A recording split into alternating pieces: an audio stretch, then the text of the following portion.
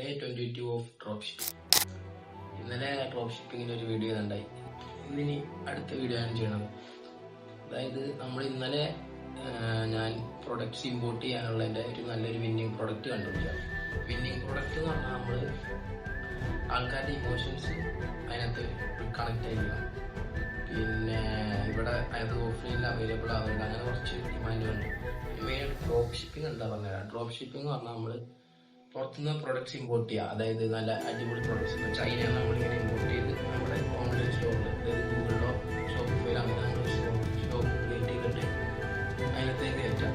ഇവിടെ നിന്ന് നമ്മൾ ഇൻസ്റ്റാഗ്രാം, വാട്സപ്പ് അങ്ങനെ ഓരോന്നിലേക്ക് ആഡ് റൺ ചെയ്തിട്ട് കസ്റ്റമേഴ്സിനെ കണ്ടുപിടിച്ച് അവർക്ക് കൊടുക്കാം.